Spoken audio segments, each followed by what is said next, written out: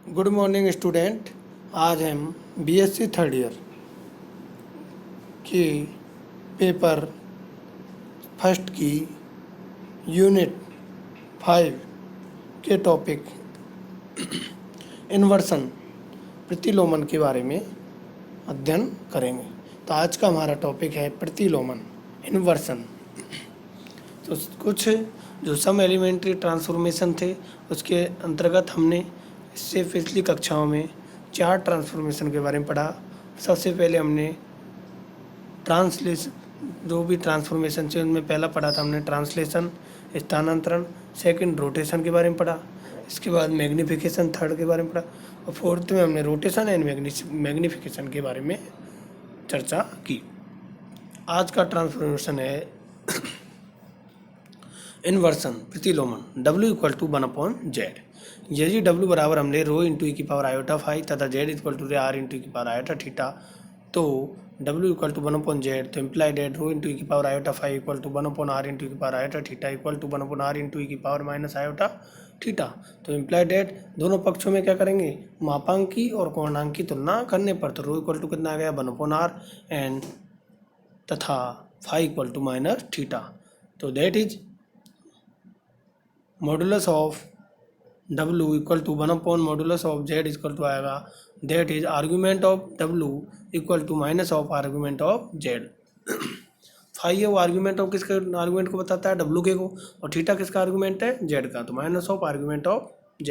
अतः प्रतिलोमन रूपांतरण के अंतर्गत Z समतल के प्रत्येक बिंदु Z का प्रतिबिंब का एक ऐसा Z समतल के प्रत्येक बिंदु का प्रतिबिंब का एक ऐसा बिंदु होगा जिसका मापांक कितना होगा 1 मॉडुलस ऑफ Z 1/r, चूँकि r किसका मॉडुलस होता है, मॉडुलस ऑफ Z का, तो रो किसका मॉडुलस है, मॉडुलस ऑफ W। तो मापांक कितना होगा 1 मॉडुलस ऑफ Z तथा पूर्णांक कितना होगा minus of argument of Z है। इस रूपांतरण को दो रूपांतरणों xi इक्वल टू Z बार तथा W इक्वल टू 1/Z बार के संयुक्त रूप में देखा जा सकता है। इनमें से प्रथम रूपांतरण वास्तविक अक्ष के सापेक्ष प्रतिबिंब तथा द्वितीय रूपांतरण इकाई वृत्त के सापेक्ष प्रतिलोमन है। इसमें प्रथम रूपांतरण तो क्या है, वास्तविक अक्ष के सापेक्ष प्रतिबिंब है तथा द्वितीय रूपांतरण इकाई वृत्त के सापेक्ष प्रतिलोमन है। अतः W इक्वल टू 1/Z रूपांतरण वास्तविक अक्ष के प्रति प्रतिलोमन तथा इकाई वृत्त के सापेक्ष प्रतिलोमन का संयुक्त प्रतिचित्रण है। W इक्वल टू जो 1/Z रूपांतरण है वास्तविक अक्ष के प्रति प्रतिलोमन तथा इकाई वृत्त के सापेक्ष प्रतिलोमन का क्या है, संयुक्त प्रतिचित्रण है। चूँकि ये एक सर्किल दे रखा है, एक्स एक्सिस ली, तो इसका सेंटर कितना ले लिया, O पे ले लिया, तो इसकी रेडियस हमने 1 ले ली, रेडियस कितनी ले ली 1 ले ली, तो ये Z बिंदु ले लिया, ये क्या ली इसकी जो सर्किल ऑन द सर्किल पे पॉइंट ले लिया कोई हमने, तो ये Z दूरी मान ली, और ये W इक्वल टू क्या है 1/Z पॉइंट है। तो W इक्वल टू 1/Z जो रूपांतरण है, ट्रांसफॉर्मेशन है, वो क्या है वास्तविक अक्ष के प्रति प्रतिलोमन तथा इकाई वृत्त के सापेक्ष प्रतिलोमन का क्या है, संयुक्त प्रतिचित्रण है। स्पष्ट है कि इस रूपांतरण के अंतर्गत इकाई वृत्त के अंदर या बाहर स्थित बिंदुओं के प्रतिबिंब वृत्त के बाहर इस रूपांतर के अंदर जो इकाई वृत्त के अंदर या बाहर स्थित बिंदुओं के प्रतिबिंब वृत्त के बाहर या अंदर है तो बाहर और बाहर है तो अंदर स्थित होंगे तथा मूल बिंदु का प्रतिबिंब विस्तृत W समतल का बिंदु थीटा होगा। मूल बिंदु का जो प्रतिबिंब है वो विस्तृत एक्सटेंडेड W समतल का बिंदु क्या होगा, थीटा होगा। मूल बिंदु का प्रतिबिंब लगाएंगे तो क्या आएगा, इन्फिनिटी होगा। पुनः वृत्त पर स्थित बिंदुओं के प्रतिबिंब वास्तविक अक्ष के प्रति उनके प्रतिबिंब होंगे। तो यदि W equal to U plus iota B और Z equal to X plus iota Y लें तो W equal to 1/Z implied है U plus iota V equal to 1/X plus iota Y। अब चूँकि हर में क्या आ गया, डिनोमिनेटर में क्या आ गया, x plus iota y, complex number मिल गई, तो उसको सॉल्व करने के लिए क्या करते हैं, इसके कॉन्जुगेट से मल्टीप्लाई करेंगे, तो x माइनस आयोटा वाई से ऊपर मल्टीप्लाई करने पर बटे x माइनस आयोटा वाई, तो इक्वल टू कितना आएगा x माइनस आयोटा वाई, तो है हमारे नीचे चूँकि a plus B into A minus B है, तो इक्वल टू कितना होता है a² माइनस b², तो क्या हो गया x² plus y², x² plus क्या बन गया y²। तो वास्तविक भाग को एक साथ लिख देते हैं और काल्पनिक को एक साथ लिख देते हैं, तो बराबर क्या होगा x/x² plus y² minus iota into y/x² plus y²। तो imply that u equal to आ गया हमारा x/x² प्लस y² और v इक्वल टू आ गया माइनस के y/x² प्लस y²। तो इसको इक्वेशन नंबर क्या नाम देंगे, फर्स्ट नाम देंगे। तो पुनः जो इक्वेशन फर्स्ट प्राप्त हुई है उससे पुनः इक्वेशन 1 से x इक्वल टू प्राप्त हुआ। और चूँकि ये क्या प्राप्त हुआ, यू और वी के मान प्राप्त हुए। अगर यू और वी के मान को दोनों का क्या करते हैं, स्क्वायर करते हैं और दोनों को जोड़ते हैं तो हमें क्या प्राप्त होगा, U square plus B square equal to प्राप्त होगा 1/x² प्लस वाई स्क्वायर। तो implied at X equal to प्राप्त होगा यू बटे 1u/u² प्लस बी स्क्वायर और वाई इक्वल टू प्राप्त होगा -b/u² प्लस बी स्क्वायर। तो क्वेश्चन नंबर क्या प्राप्त हो गई, 2 प्राप्त हुई। अच्छा, जेड समतल की निम्न समीकरणों पर विचार करते हैं। तो a into x² plus Y square plus B X plus C Y plus D equal to 0, ये क्या दे रखी है, जेड समतल में वृत्त की समीकरण दे रखी है। तो वृत्त की क्या दे रखी है, इक्वेशन दे रखी है, जहाँ ए बी सी डी वास्तविक अक्षर है। यदि a नॉट इक्वल टू 0 है तो ये वृत्त की समीकरण है, तथा a बराबर 0 ले तो ये क्या आएगी, सरल रेखा की समीकरण है। एक और दो की सहायता से डब्ल्यू समतल में 3 के प्रतिबिंब की समीकरण है।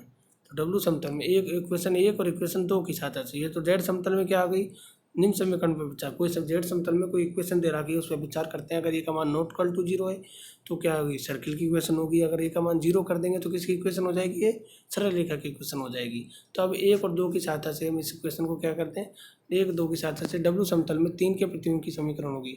3 है उसकी क्या, 3 के प्रतिबिंब की समीकरण तो होगी, 3 है इक्वेशन 3 नंबर 3 है। इस इक्वेशन को हम क्या मान लेते हैं, इक्वेशन 3 मान लेते हैं। तो 1 और 2 डब्ल्यू समतल की क्या होगी, प्रतिबिंब की समीकरण होगी। तो a इंटू एक्स का मान लिख देते हैं, एक्स का मान कितना है, u/u² प्लस बी स्क्वायर, तो x square u/u² plus B square का whole square plus b/u² plus B square का whole square plus b into u/u² plus B square minus cb/u² plus B square plus d equal to 0।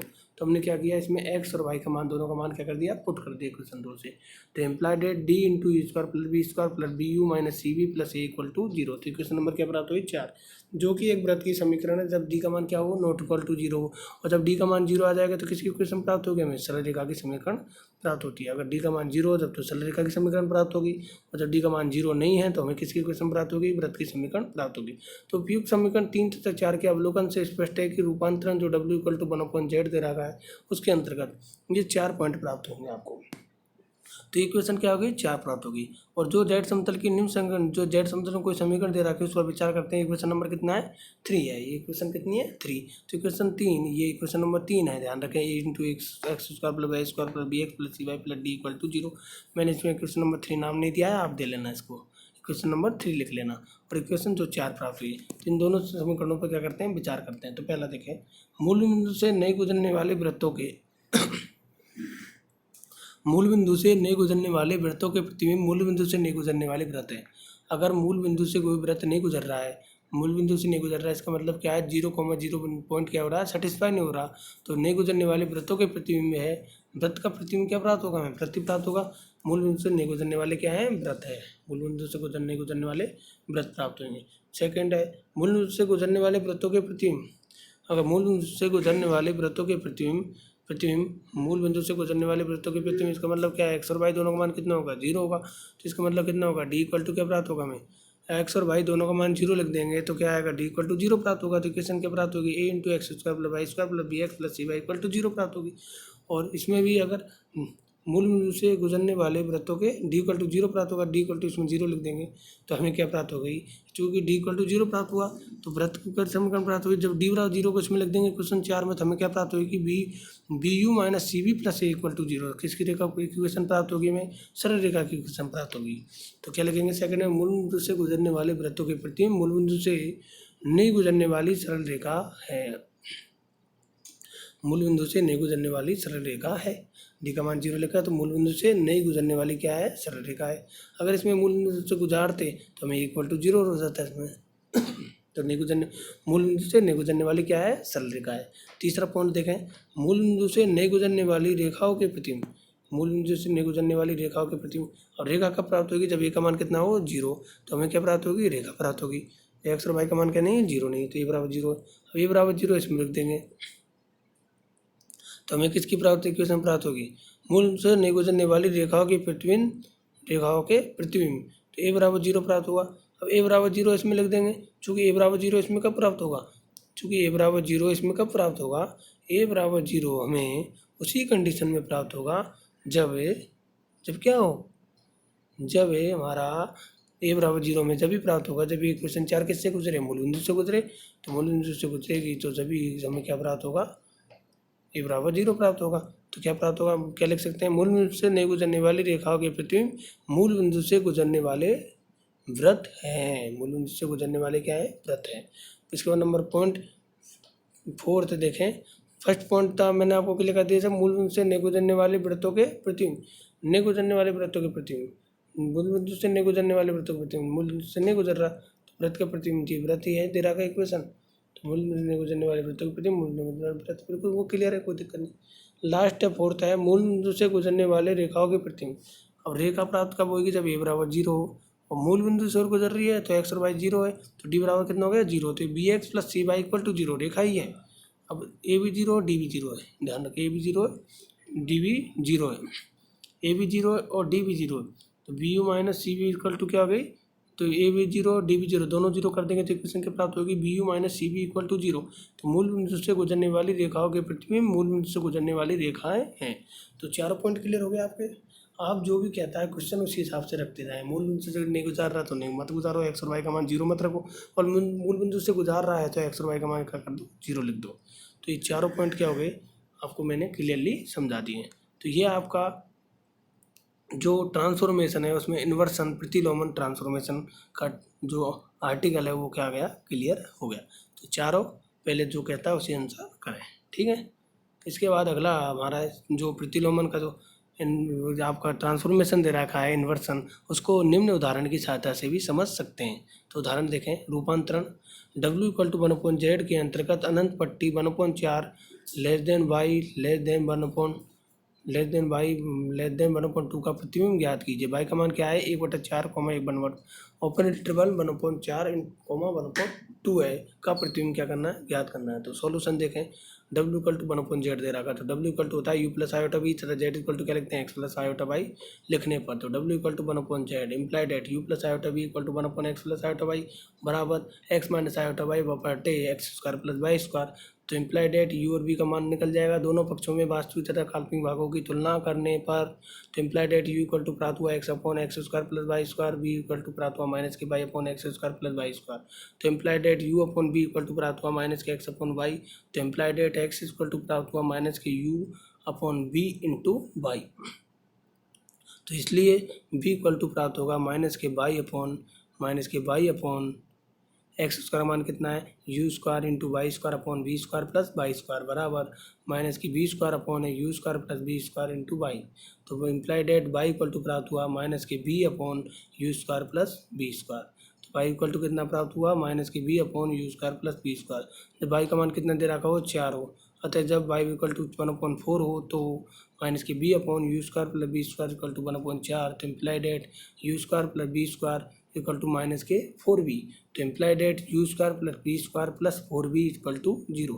तो implied at U square plus, और चूँकि B square plus 4b दे रखा है तो उसको whole square बना सकते हैं। तो 4 जोड़ देते हैं और 4 क्या करते हैं, घटा देते हैं। तो क्या बनेगा, b प्लस 2 का होल स्क्वायर बन जाएगा। तो implied at U square plus b+2 का होल स्क्वायर इक्वल टू 4। इसी प्रकार y बराबर क्या लेते हैं, 1/2 लेते हैं। y बराबर 1/2 ले, जब y बराबर 1/2 हो तो माइनस की b upon U square plus B square equal to 1/2 implied at U square plus B square plus 2b equal to 0। तो इसको तो implied at U square plus b+1 का होल स्क्वायर इक्वल टू 1। तो दोनों दो क्या प्राप्त हो गए, हमें सर्किल प्राप्त हो गए। तो चूंकि जेड समतल की बात हो रही है तो जेड समतल का प्रतिबिंब किस में प्राप्त होगा, हमें डब्ल्यू समतल में। तो जेड समतल में एक्स एक्सिस है, चूंकि जेड समतल में एक्स प्लस आयोटा वाई होता है, एक्स और वाई कोऑर्डिनेट है एक्स एक्सिस, जो वो मूल बिंदु और वाई एक्सिस है। तो पहली क्या है हमारी रेखा है वाई इक्वल टू 1/4, तो एक्स एक्स की क्या होगी, पैरेलल होगी। और सेकंड है वाई अपॉन 1/2, 1/4 होगी, पैरेलल रेखा होगी। और ये 1/2 Y equal to 1/2 X X की क्या होगी, पैरेलल होगी, दोनों पैरेलल। तो इनका बीच का जो छायांकित भाग है वो क्या होगा, हमारा क्षेत्र होगा। वो क्या है, हमारा क्षेत्र है। इसी प्रकार इसका प्रतिबिंब हमें किस में प्राप्त होगा, डब्ल्यू समतल में प्राप्त होगा। डब्ल्यू समतल में हमने क्या लिया, यू एक्सिस ली और एक बी एक्सिस ली। तो इसमें देखें पहला जो सर्किल है हमारा क्या है, पहला सर्किल है यू स्क्वायर प्लस b+2 का होल स्क्वायर इक्वल टू 4। तो इसमें इस सर्किल का सेंटर कितना है 0, -2 और इसकी रेडियस कितनी है, रेडियस है इसकी 2। तो 0, -2 का एक सर्किल बना दिया, बड़ा वाला सर्किल बन गया। जो बड़ा वाला सर्किल है क्या है 0, -2 का सर्किल है 0, -2। तो बी एक्सिस पे होगा, यू का मान कितना है 0 और बी का मान कितना है -2। तो ये क्या होगा, एक्स एक्सिस के नीचे होगा। तो 0, -2 इसका क्या है, सेंटर है, और रेडियस कितनी है, 2 है। तो ये बड़ा वाला सर्किल होगा। इसके बाद सेकंड सर्किल की इक्वेशन क्या है, u² + b + 1 का होल स्क्वायर इक्वल टू 1। तो इसका सेंटर कितना है, 0, -1, और रेडियस कितनी है, 1। तो ये सेकंड सर्किल हो गया। इसका सेंटर हो गया 0, -1 और रेडियस हो गई 1। तो ये दूसरा सर्किल बन गया। तो इन दोनों का जो बीच का क्षेत्र है ये क्या हो गया, छायांकित हमारा भाग हो गया, ये क्षेत्र हो गया। तो ये क्या हो गया, W समतल प्राप्त हो गया। अतः जो चित्र में दर्शाए अनुसार अनंत पट्टी 1/4 बाई 1/2 का W समतल में प्रतिबिंब वृत्त u² + b + 1 का होल स्क्वायर इक्वल टू 1 तथा u² + b + 2 का होल स्क्वायर इक्वल टू 4 के मध्य का क्षेत्र है। दोनों जो सर्किल दे रखे हैं उनके मध्य का क्षेत्र हमें क्या प्राप्त होता है, W समतल में प्राप्त होता है। जो अनंत पट्टी दे रखी है उसका W समतल में प्रतिबिंब है। दोनों जो सर्किल दे रखे हैं उनके जो मध्य का जो एरिया है, क्षेत्र है, वही क्या है, मध्य का क्षेत्र है। प्रतिबिंब में वो मध्य, दोनों सर्किलों के मध्य का क्षेत्र प्राप्त होता है। तो ये आपका क्या हो गया, एग्जाम्पल क्लियर हो गया। तो इससे आपका जो इन्वर्सन वाला टॉपिक है वो आपका कंप्लीटली क्लियर हो गया है। इसके बाद हमारा अगला टॉपिक है लीनियर ट्रांसफॉर्मेशन, रेखिक रूपांतरण। रेखिक रूपांतरण तो W = α/z + बीटा रूप का रूपांतरण एक रेखिक रूपांतरण कहलाता है, जहाँ अल्फा, बीटा सम्मिश्र अचर है। W = α/z + बीटा प्रकार का रूपांतरण क्या कहलाता है, रेखिक रूपांतरण कहलाता है, जहाँ अल्फा, बीटा सम्मिश्र अचर है। यदि W = xi + beta, xi = e⁴ lambda × नीटा और नीटा = अल्फा × z, जहाँ अल्फा = e⁴ लैम्बडा लिखें तो ये आसानी से देखा जा सकता है। अगर हम W = क्या लें, xi + बीटा लें, xi + बीटा लें, xi कितना दे रखी है, xi = क्या दे रखा है हमारा, xi। W = हम क्या लें, xi + बीटा, xi + बीटा लें, चूँकि xi = कितना है, अल्फा z है, xi = कितना है, अल्फा z हमारा।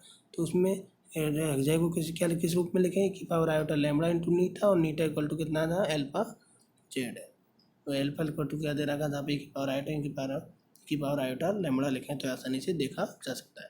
तो देखें, जेड समतल लें सबसे पहले, फिर हम एक ईटा समतल लें, ईटा समतल लें, फिर xi समतल लें, और फिर W समतल लें। तो ये आसानी से देखा जा सकता है कि कौन सा ट्रांसफॉर्मेशन है। तो देखें आप, जेड समतल और ईटा समतल। तो जेड समतल से हम W समतल में जाएं, स्थानांतरण करें, तो उसका ट्रांसफॉर्मेशन किस प्रकार का होना चाहिए, W = az + बीटा, W =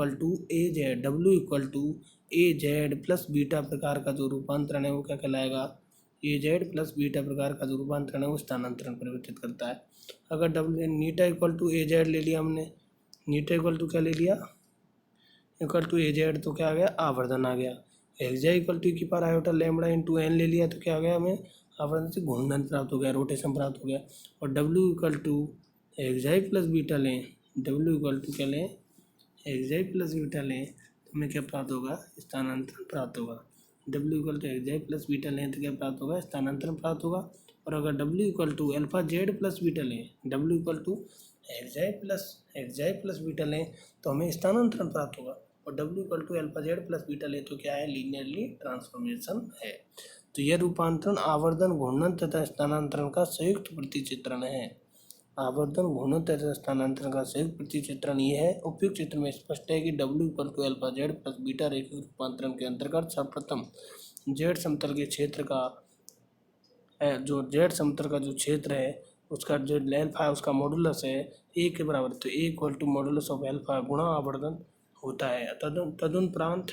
तदुपरांत इस क्षेत्र का लैम्बडा = आर्ग्यूमेंट ऑफ अल्फा कोण से घूर्णन होता है, एवं अंत में इस क्षेत्र का बीटा सदिश के समांतर, बीटा जो सदिश है उसके समांतर मॉडुलस ऑफ बीटा दूरी से स्थानांतरण होता है। मॉडुलस ऑफ बीटा दूरी से क्या होता है, स्थानांतरण होता है। तो क्योंकि W = क्या दे रहेगा, xi + बीटा, तो मॉडुलस ऑफ बीटा दूरी से क्या होता है, स्थानांतरण होता है। तो हमारा जो आवर्तन है, मैग्नीफिकेशन है, रोटेशन है और ट्रांसलेशन है, वो उन तीनों का जो संयुक्त प्रतिचित्रण ही है वो क्या है, हमारा रेखिक रूपांतरण है। तो रेखिक रूपांतरण आवर्तन, घूर्णन और स्थानांतरण का क्या संयुक्त प्रतिचित्रण है। तो प्यारे विद्यार्थियों, आज मैंने आपको सबसे पहले हमारा जो सम एलिमेंट्री ट्रांसफॉर्मेशन है उसके अंतर्गत इन्वर्सन के बारे में पढ़ाया, प्रतिलोमन के बारे में पढ़ाया। तो प्रतिलोमन को पहले हमने आपकी जो उसकी जो आर्टिकल है उसको समझाया कि उसकी थ्योरी क्या है, उसको समझाया आपको। उसके बाद मैंने उससे उस पर बेस्ड एक एग्जाम्पल आपको समझाया, जो कि बहुत ही इम्पोर्टेंट एग्जाम्पल है, जो अधिकतर एग्जाम में पूछा जाता है। उसके बाद हमने रेखिक रूपांतरण के बारे में बताया कि रेखिक रूपांतरण है वो आवर्धन, घूर्णन तथा स्थानांतरण का क्या है, संयुक्त प्रतिचित्रण है। उसके बारे में मैंने आपको बताया। तो जब भी आपको टाइम मिले, जो भी मैंने आज पढ़ाया उसके बारे में पढ़ें, तथा इससे संबंधित जो भी एग्जाम्पल आपकी बुक में आपको दे रखे हैं उन्हें आप करें। Okay student.